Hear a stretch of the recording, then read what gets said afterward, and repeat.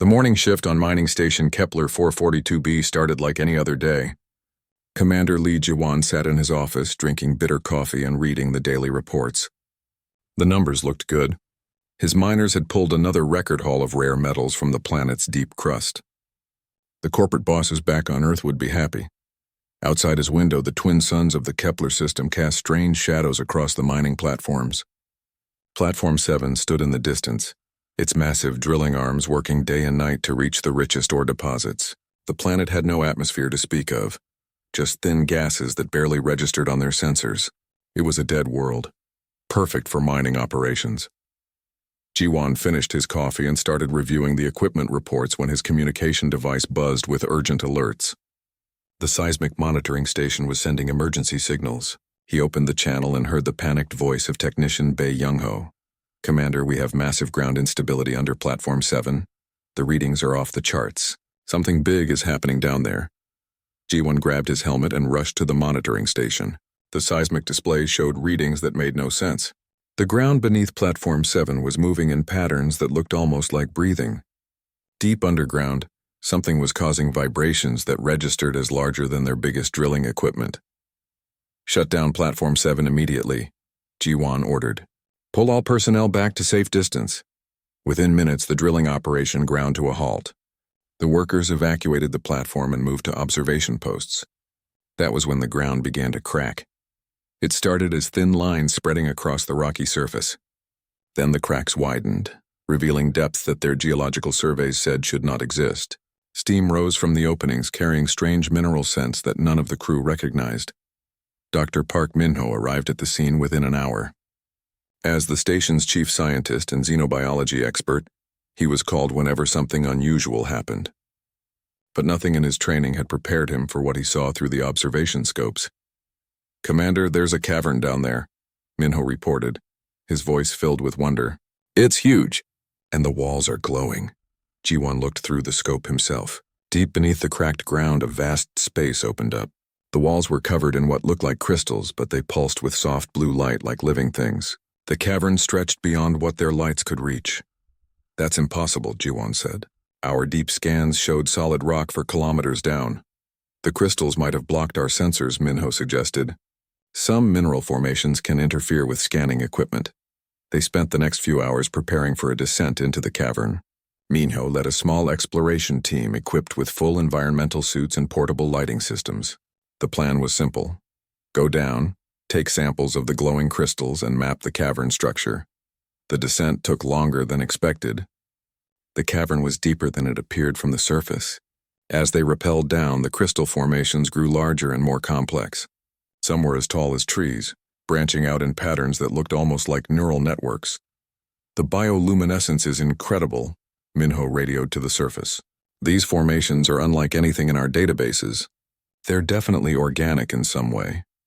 When they reached the cavern floor, their lights revealed the full scope of what they had discovered. The space was enormous, easily the size of a sports stadium. Crystal formations covered every surface, creating an underground forest of light and color. That was when they saw her. At the far end of the cavern, curled around what looked like 3 massive pearls, was a creature that belonged in ancient legends. She was clearly a dragon, though unlike any mythical beast from Earth stories. Her body was elegant and alien, built for flight through environments humans could barely imagine. Her scales, which should have been brilliant and colorful, had dulled to a sick gray color. Her breathing was slow and labored. Her great head rested on the ground near the 3 pearl-like objects, which Min-ho realized must be eggs. "Commander," Min-ho whispered into his radio. "You need to see this." The dragon's eyes opened as the humans approached. They were large and intelligent, filled with ancient wisdom and something else that made Min-ho's heart ache. It was the look of a mother protecting her children, desperate and afraid. She did not move to attack or flee. Instead, she watched them carefully, her gaze moving from human to human.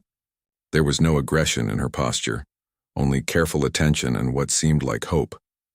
Min-ho took a step closer, his hands visible and empty. The dragon's eyes followed his movement, but she remained still. He could see that she was sick, perhaps dying. Her great form showed signs of weakness and exhaustion. "She's beautiful," whispered team member Kim Sora. the youngest of the exploration group.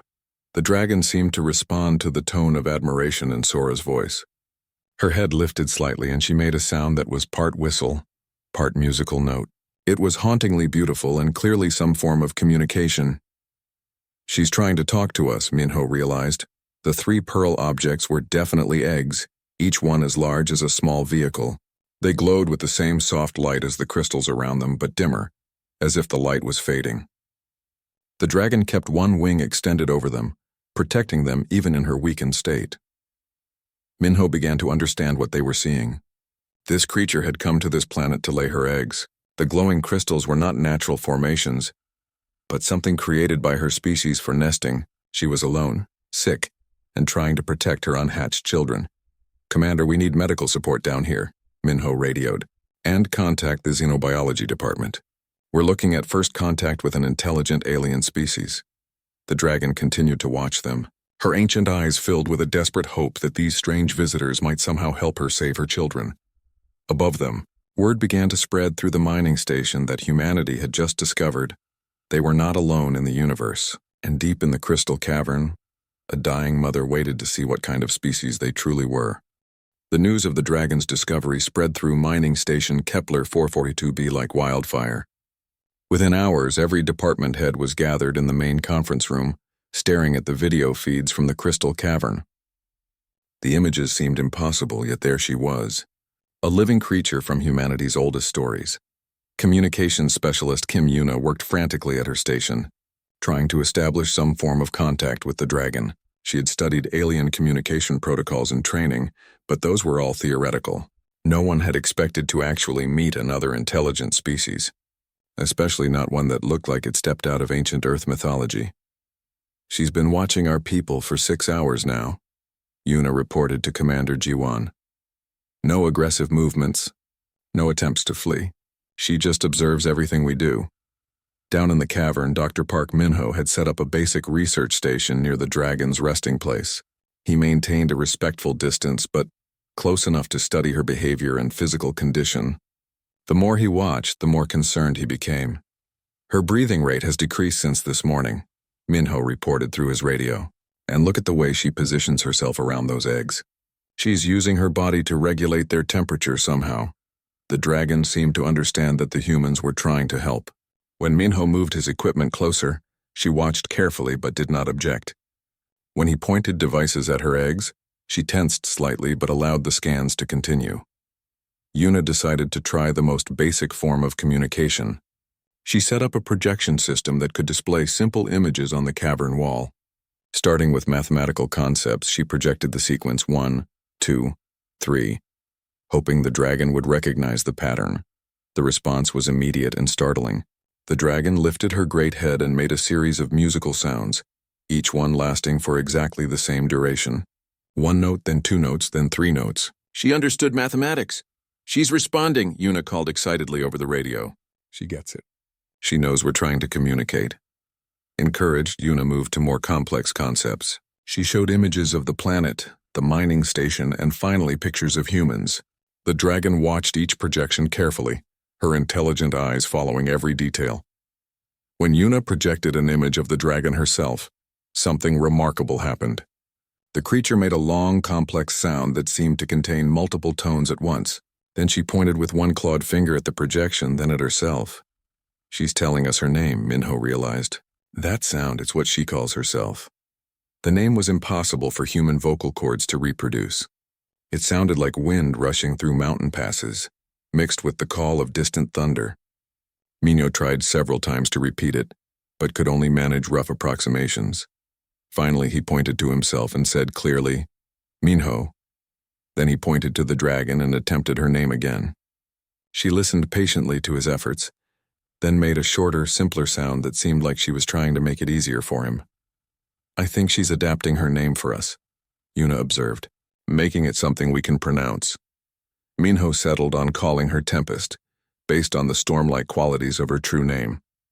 When he said Tempest while pointing at her, she made what could only be described as an approving sound. Over the next several hours, they established a basic communication system. Tempest could understand their pointing gestures and simple images. She responded with sounds, body language, and sometimes by touching the crystal formations around her, which would glow brighter in response. Through this painstaking process, they began to learn her story. Tempest was not from this planet. Using projections of star maps, she indicated that she had traveled from far away. She showed them images of her species, great dragons soaring through space itself, following paths between the stars. "She's a space dragon," Minho said in wonder.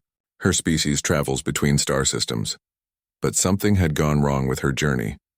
Through careful questioning with images and gestures, they learned that Tempest had come to this specific planet for a reason.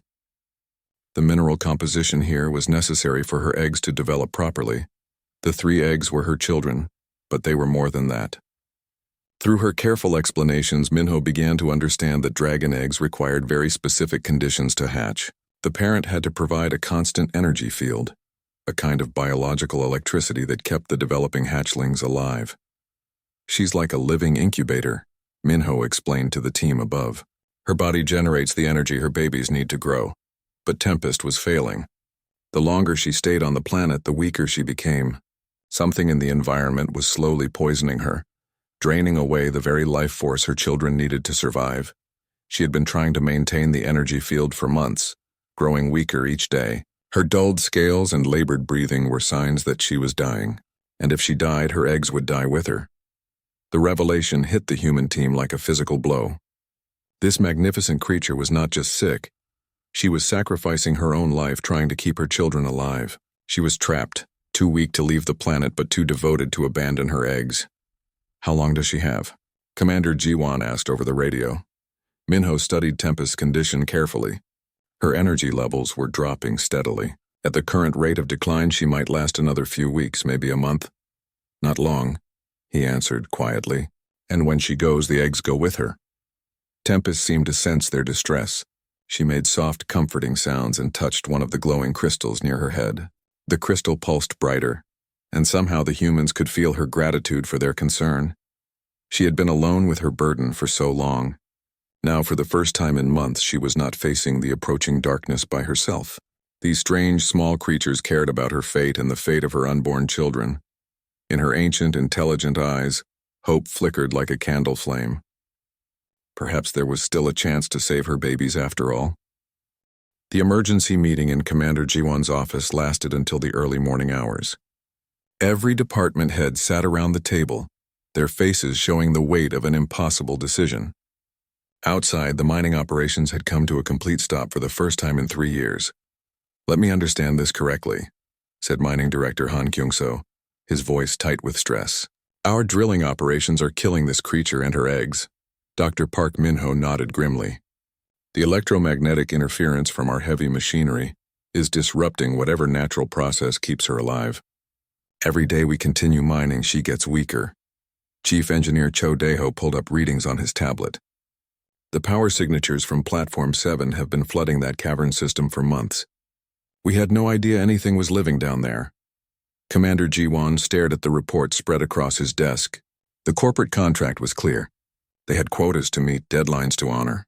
Stopping the mining operation would cost millions and put everyone's jobs at risk. But continuing meant watching an intelligent creature die along with her unborn children. "What about moving her?" suggested Supply Manager Lee Nara. "Can we relocate the dragon and her eggs to somewhere safer?" Minho shook his head. "She's too weak to be moved, and the eggs are in a critical development stage. Moving them now would kill them instantly. Besides, she weighs several tons. We don't have equipment capable of safely transporting her." Dr. Song Hyun, the station's chief medical officer, had spent the night reviewing all the biological data they had gathered. "Her physiology is unlike anything we've ever seen. She's essentially a living power generator, converting trace minerals into bioelectric energy, but the conversion process is failing." "What does she need to recover?" Jiwon asked. Song Hyun's expression was grim. "More energy than we can possibly provide. Her body normally processes cosmic radiation and stellar energy during spaceflight. Here on the planet, she's been slowly starving while trying to keep her eggs alive." The silence that followed was heavy with implications. They all understood what this meant. Even if they stopped the mining operations immediately, Tempest would still die.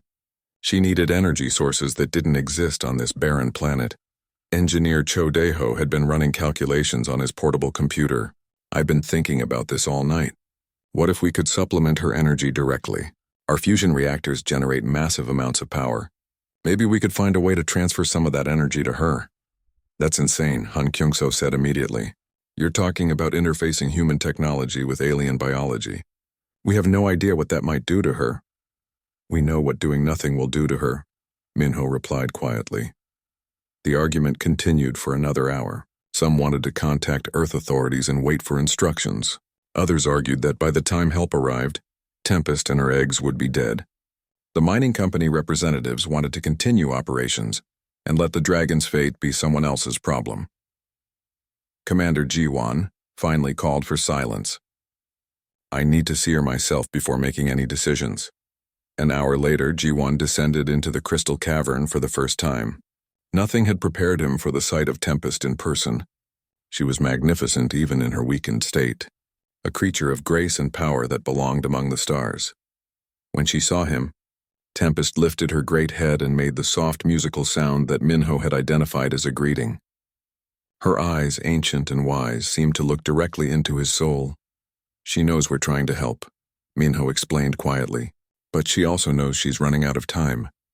Ji-won approached slowly until he was close enough to see the rise and fall of Tempest's breathing. Each breath seemed to require tremendous effort. Her scales, which should have sparkled like jewels, were dull and lifeless. The 3 eggs behind her glowed weakly, their light flickering like dying candles. Occasionally, Tempest would turn her head to check on them, her movements filled with tender concern for the lives developing within. "How long has she been alone down here?" Ji-won asked. "We estimate about 8 months," Minho replied. "She's been fighting this battle by herself all this time, never giving up on her children." Something in Tempest's behavior caught Ji-won's attention. She was looking at him with an expression he recognized, though he had never seen it on an alien face before. It was the look of a parent asking for help, willing to trust strangers if it meant saving their child. Ji-won made his decision. "Shut down all mining operations immediately," he ordered over his radio. "Redirect all available power to support systems. I want every scientist and engineer we have working on this problem. Commander, the corporate contract?" Han Kyung-so started to protest. "The contract can wait." Ji-won cut him off. "We're not going to stand by and watch a mother die protecting her children." Word of the commander's decision spread quickly through the station. Some workers complained about losing their mining bonuses. Others worried about their jobs if the company executives were angry. But many more felt proud that humanity was choosing to help rather than ignore another species suffering. The real challenge was just beginning. Dr. Song Hyun worked with engineer Cho Dae-ho to design a power transfer system that might work with dragon biology. They had no manual for this, no research to guide them. They were literally making it up as they went along. Communications specialist Kim Yuna continued trying to learn more about Tempest's needs through their improvised sign language. Every piece of information might be crucial to saving her life. Meanwhile, news of the discovery began to leak beyond the mining station. Scientific institutions across human space buzzed with excitement about first contact with an alien species. Unfortunately, not all the attention was welcome. Corporate executives were already making plans to study dragon technology. Military strategists wondered if space-traveling dragons could be potential allies or threats. Profit-minded individuals saw opportunities to exploit whatever secrets Tempest's biology might reveal. But down in the crystal cavern, none of those concerns mattered. Tempest continued her lonely vigil, growing weaker each hour while her eggs flickered with fading light. Time was running out, and everyone knew it. The next few days would determine whether humanity's first contact with another intelligent species would end in tragedy or triumph. 3 days after Commander Ji-won's decision to help Tempest, engineer Cho Dae-ho stood before a collection of modified mining equipment that looked like something from a mad scientist's laboratory. Cables ran everywhere, connecting power cells to strange metal plates that he hoped would create an artificial energy field. "Are you sure about this?" Dr. Song Hyun asked, checking her medical scanners one more time. "We've never tried anything like this before." Dae-ho wiped sweat from his forehead. "I'm not sure about anything, but Tempest is getting weaker every hour. If we don't try something soon, we'll lose her." Down in the crystal cavern, Tempest lay curled around her 3 eggs. Her breathing had become more shallow over the past few days, and the glow from her eggs was noticeably dimmer. Dr. Park Min-ho stayed close to her, monitoring her vital signs through instruments that were never designed for alien biology. Her energy output has dropped another 15% since yesterday, Min-ho reported through his radio. At this rate, she has maybe 2 days left. The plan was simple in theory but terrifying in practice. They would use modified mining equipment to generate an artificial bioelectric field similar to what Tempest's body normally produced. The field would hopefully give her enough energy to recover her strength. Positioning the field generators now, Daeho announced as his team carefully placed the metal plates around Tempest's resting area. The dragon watched their activities with interest but no fear. She seemed to understand that they were trying to help. Communications specialist Kim Yuna had worked out a way to explain the plan to Tempest using their improvised sign language. The dragon had responded with what appeared to be grateful acceptance, though her alien expressions were still difficult to read. Field generators in position, reported Technician Bae Young-ho. Power levels stable. Ready to begin on your command. Commander Ji-won watched from the surface through video feeds. His decision to help Tempest had already cost the mining operation 3 days of production. Corporate executives were sending increasingly angry messages demanding explanations. But seeing the dragon struggle to protect her children, he knew he had made the right choice. Begin power transfer, Ji-won ordered. The field generators hummed to life, creating an invisible energy field around Tempest and her eggs. For a moment, nothing seemed to happen. The dragon continued breathing slowly, her eyes closed in exhaustion. Then the field touched her scales. Tempest's reaction was immediate and terrifying. Her massive body convulsed as alien electricity coursed through her nervous system. She threw back her great head and released a sound that was part roar, part scream of agony. Her wings spread wide, knocking over equipment and sending the human team scrambling for cover. Shut it down, Min-ho yelled into his radio. Shut it down now.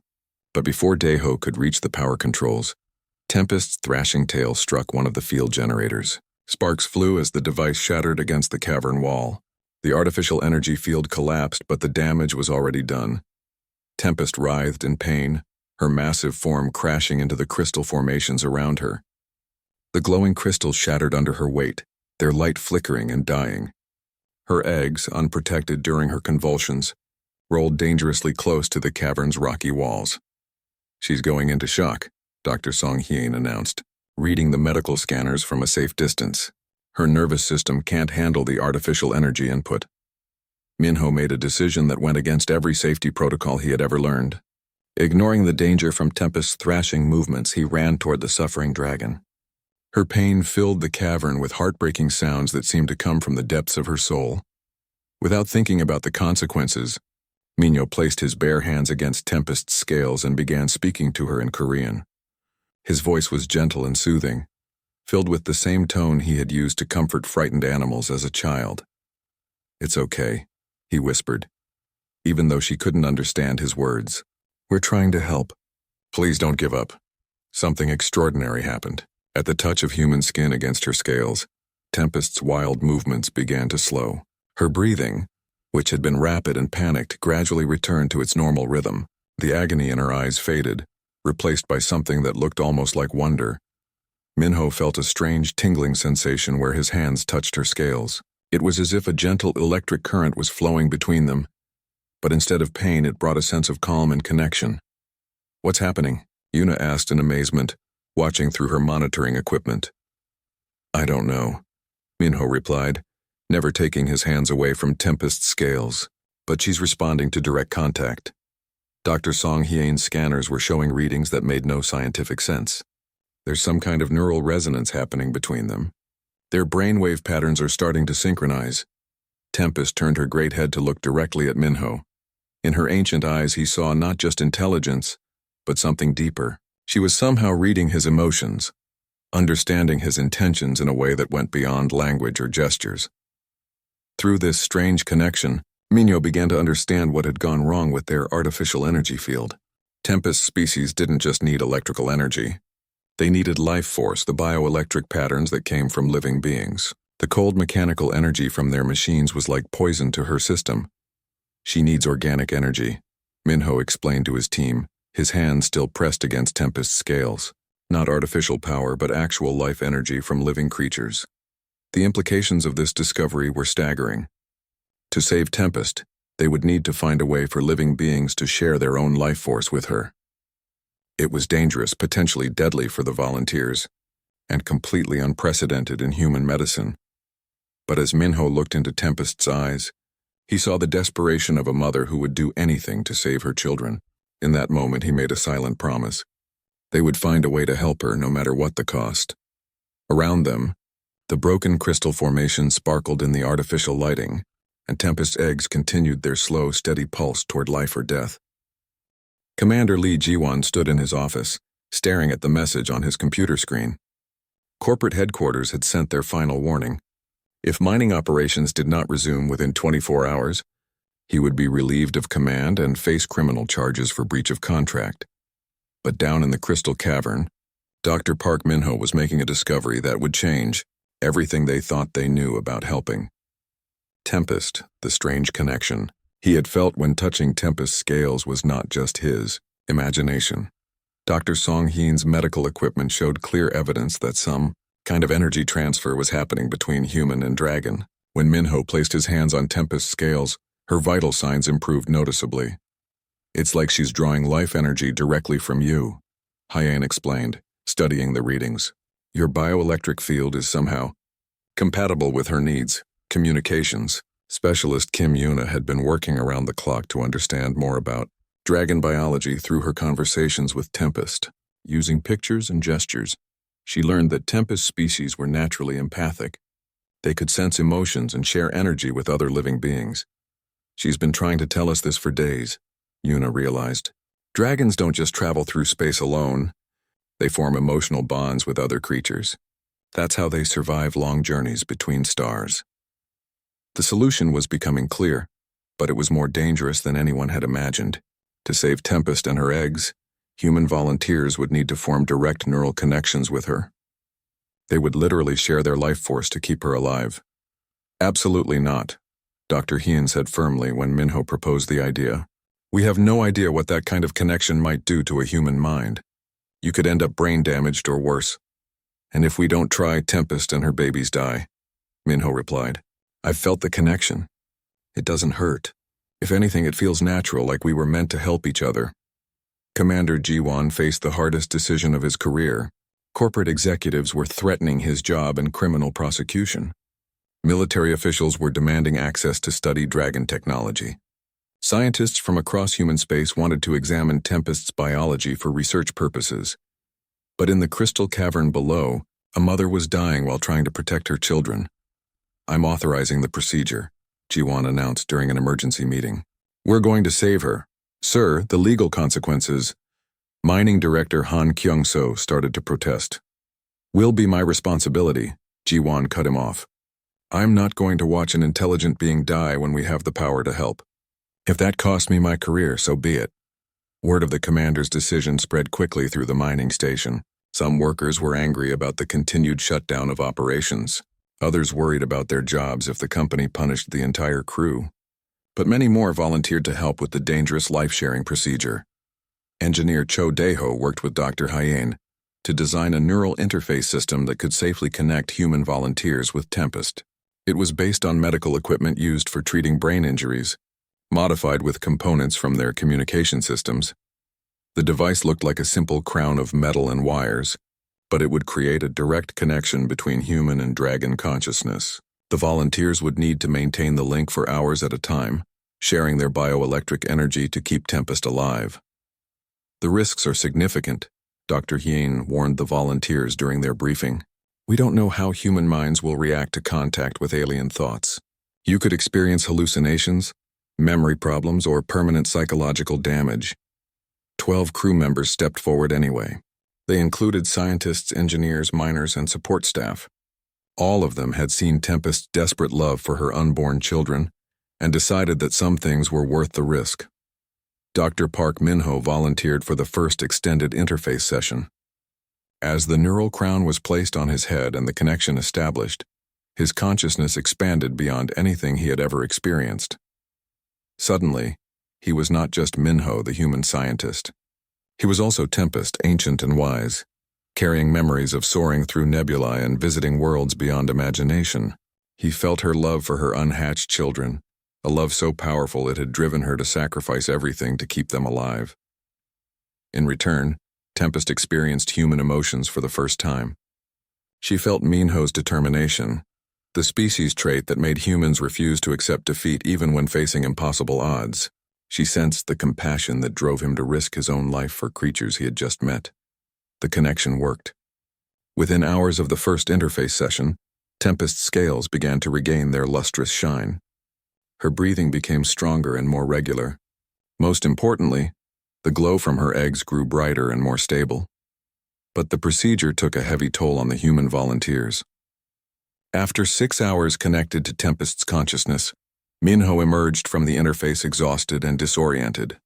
He carried with him fragments of dragon memories that would take days to fully process.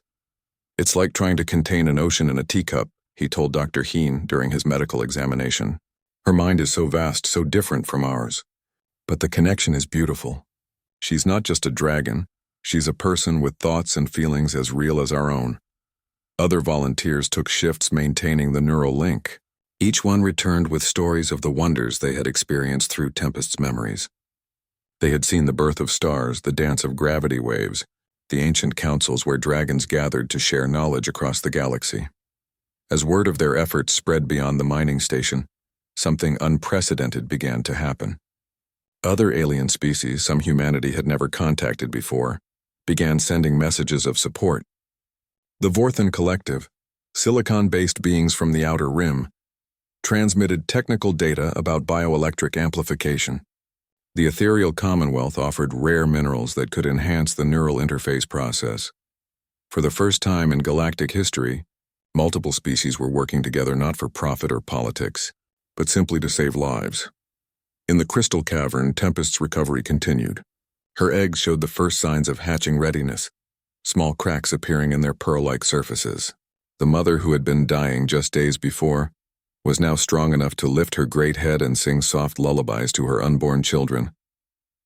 2 weeks after the neural interface program began, mining station Kepler 442b had become the center of unprecedented galactic cooperation. Ships from a dozen different species had arrived in orbit, bringing supplies, technology, and moral support for humanity's efforts to save Tempest and her eggs. The transformation in Tempest herself was remarkable. Her scales now gleamed with their natural iridescent beauty, shifting through colors that human eyes could barely perceive. Her movements were graceful and powerful once again, though she remained carefully protective of her 3 precious eggs. Dr. Park Minho had become the primary interface specialist, spending more time connected to Tempest's consciousness than anyone else. Each session left him changed, carrying fragments of ancient dragon wisdom that expanded his understanding of the universe. "She's shown me memories that go back thousands of years," Minho explained to Commander Jiwan during one of their daily briefings. "Her species are the historians of the galaxy. They preserve knowledge and carry it between worlds. But the neural sharing was taking its toll on all the human volunteers. The process of merging consciousness with an alien mind left them exhausted and sometimes confused." Dr. Song Hian monitored each volunteer carefully, watching for signs of permanent psychological damage. "We're pushing the limits of what human minds can handle," she warned Jiwan. "Some of the volunteers are starting to show memory problems and personality changes. We can't keep this up indefinitely." Communications specialist Kim Yuna had made another important discovery through her ongoing conversations with Tempest. The dragon's eggs were not just ordinary offspring. They carried within them the genetic memories of their entire species. "She's one of the last of her kind," Yuna reported with sadness. "Those 3 eggs represent the continuation of millions of years of evolution and culture. If they die, an entire civilization dies with them." The weight of this responsibility pressed heavily on everyone involved in the project. They were not just saving 3 unborn dragons, they were preserving an ancient race that held secrets of the universe. Humanity was only beginning to understand. External pressures continued to mount. Corporate executives had sent legal teams to force the resumption of mining operations. Military officials demanded access to study dragon biology for potential weapons applications. Scientific institutions offered massive funding in exchange for exclusive research rights. Commander Jiwon stood firm against all of them. Tempest is not a research subject, he told the latest delegation of corporate lawyers. She's an intelligent being seeking help to save her children. We will not exploit her or compromise her safety for anyone's profit. The breakthrough came during Minho's longest neural interface session yet, connected to Tempest's consciousness for over 8 hours. He experienced something that changed his understanding of what they were really accomplishing. Through Tempest's memories, he saw the vast network of relationships that connected all intelligent life in the galaxy. Dragons served as bridges between species, carrying messages and knowledge across impossible distances. Their empathic abilities allowed them to understand and communicate with any form of life they encountered. But the dragon population had been declining for centuries. War, disease, and the expansion of industrial civilizations had disrupted their ancient migration routes. Tempest was part of the last generation, struggling to preserve her species against overwhelming odds. That's why our neural connection works so well, Minho realized after emerging from the interface. Humans have something similar to their empathic abilities. We can form the same kind of emotional bonds that dragons need to survive. Dr. Hyain's medical scans confirmed what Minho suspected. The neural interface was changing the human volunteers on a fundamental level. Their brain patterns were adapting, developing new neural pathways that enhanced their natural empathy and intuition. "You're evolving," she told the volunteers during a group medical examination. "The connection with Tempest is actually improving your mental abilities. Enhanced pattern recognition, increased emotional intelligence, better spatial reasoning. You're becoming something new." The implications were staggering.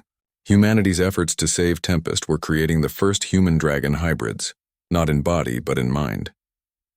The volunteers were developing abilities that would allow them to communicate with any intelligent species they might encounter. As Minho's understanding of dragon biology deepened, he made another crucial discovery. Tempest's eggs were approaching the final stage of development, but they needed one more element to complete the hatching process. They required direct exposure to stellar radiation during a specific astronomical alignment. The twin suns of this system will align in 3 days, engineer Cho Daeho calculated after reviewing the astronomical data. But the alignment will only last for 6 hours. The crystal cavern was too deep underground to receive direct sunlight. Moving Tempest and her eggs to the surface would be incredibly dangerous, but it was the only way to complete the hatching process. "We'll need to create an artificial sun chamber," Daeho proposed. "Mirrors and lenses to focus the stellar radiation down into the cavern during the alignment." The construction project became a race against time. Workers from multiple species contributed their expertise, creating a system of mirrors and light channels that would bring the power of 2 stars down to where Tempest waited with her eggs. As the astronomical alignment approached, tension filled the mining station. Everyone knew that success or failure would be determined in those crucial 6 hours when the twin suns crossed paths in the sky. Tempest herself seemed to sense the approaching moment. She sang constantly now, complex melodies that resonated through the crystal formations and filled the entire cavern with music. The songs were lullabies, ancient dragon melodies passed down through countless generations. Her eggs responded to the music, glowing brighter and showing the first hairline cracks that indicated hatching was imminent. After months of struggle and sacrifice, the moment of truth was finally at hand. In the depths of the crystal cavern, a mother prepared to welcome her children into the universe, while above her, representatives of multiple species worked together to ensure that moment would be possible. The moment of stellar alignment arrived at dawn on Kepler 442b, when both suns rose together for the first time in 18 months. Commander Lee Ji-won stood at the surface controls, watching as dozens of precisely positioned mirrors began tracking the twin stars across the sky. Deep in the crystal cavern, Dr. Park Minho maintained his neural connection with Tempest as concentrated starlight poured down through the mirror system. The ancient dragon lifted her great head and sang a song of pure joy as stellar radiation bathed her eggs in the exact wavelengths they needed to complete their development. "The eggs are responding," Dr. Song-hyun reported, monitoring the biological readings. "Energy levels are spiking. I think this is really happening." The first crack appeared on the largest egg just as the twin suns reached perfect alignment. The crack spread slowly across the pearl-like surface, glowing with inner light as the hatchling inside prepared to emerge. Through his neural link with Tempest, Minho experienced the overwhelming love and anticipation of a mother about to meet her children for the first time. The dragon's emotions were so powerful they brought tears to his eyes. "Here it comes," communications specialist Kim Yuna whispered. Her cameras focused on the hatching egg. The shell split apart with a sound like crystal bells ringing. From within emerged a creature of impossible beauty, scales that shifted through every color in the spectrum, small wings already showing the delicate membrane structures that would one day carry it between the stars. The baby dragon was perfect. No larger than a house cat, but radiating the same ancient intelligence as its mother. It looked around the cavern with bright, curious eyes, taking in its first sight of the universe. Tempest reached out with one massive claw to gently touch her newborn child. The baby dragon made soft chirping sounds and nuzzled against its mother's scales. The love between them was visible, a warm glow that seemed to fill the entire cavern. The second egg began hatching within minutes, followed quickly by the third. Soon Tempest was surrounded by 3 baby dragons, each one unique in coloring and size, but all carrying the unmistakable grace of their species. "They're magnificent," breathed engineer Chodeho, watching through the video feeds from the surface, but the true miracle was yet to come. As Minho maintained his neural connection with Tempest, he began to sense the baby dragons' minds as well. They were absorbing not just their mother's genetic memories, but also the echo of human thoughts and emotions that had sustained her during her darkest hours. "They're learning about us," Minho reported with wonder. "The babies can sense the neural interface. They're absorbing human memories along with dragon heritage." Dr. Hiean's scanners confirmed what Minho was experiencing. The baby dragons showed brain patterns that were part dragon, part something entirely new. They carried within their developing minds the genetic wisdom of their species, combined with human compassion and determination. "They're bridges," Yuna realized, living connections between our species and theirs. As the stellar alignment reached its peak, Tempest made a decision that surprised everyone. Instead of preparing to leave Kepler 442b with her newly hatched children, she began a complex series of songs and gestures that clearly indicated her intention to stay. "She wants to remain here," Minho translated through the neural link. "She wants to establish a permanent colony, a place where dragons and humans can work together." Commander Jiwan faced one final decision. Corporate executives were still demanding the resumption of mining operations. Military officials wanted to study the dragons for strategic advantages. Scientists offered fortunes for exclusive research access. But Jiwan looked at the video feeds showing Tempest with her 3 beautiful children, at the crew members who had risked their lives to save an alien family, at the representatives of multiple species, who had come together in the name of compassion rather than profit. "The mining operation is officially terminated," he announced over the station-wide communication system. "This facility is now designated as the first interspecies diplomatic station in human history." The cheers from his crew could be heard throughout the station. They had chosen preservation over profit, cooperation over exploitation, hope over fear. Over the following months, the crystal cavern was expanded and modified to accommodate both dragon and human residents. The baby dragons grew quickly, learning to communicate with multiple species and serving as living translators between civilizations. Tempest became the first official dragon ambassador to humanity. Her children grew up bilingual in both dragon song and human speech, carrying messages between their mother's ancient people and their adopted human family. The mining station was converted into a research center and embassy, where representatives from dozens of species came to study cooperation and peaceful contact. The crystal formations, no longer threatened by industrial extraction, grew even more beautiful, creating a natural cathedral that symbolized the harmony between different forms of life. Dr. Park Minho never fully recovered from his extended neural interfaces with Tempest, but he considered the changes a gift rather than a loss. His enhanced empathic abilities made him one of the galaxy's most effective diplomats, helping to establish peaceful contact with species that had never trusted outsiders before. Years later, as dragons and humans worked together to explore the galaxy's mysteries, historians marked this moment as the beginning of humanity's true acceptance into the galactic community. It was not human technology or military might that earned them respect among the stars. It was their willingness to risk everything to help a mother save her children. The baby dragons, now grown into magnificent adults, carried within their genetic memories the story of how two species learned to trust each other. They became living symbols of what was possible when different forms of life chose cooperation over conflict, understanding over fear. In the crystal cavern that had once been a mining site, Tempest continued to sing her ancient songs.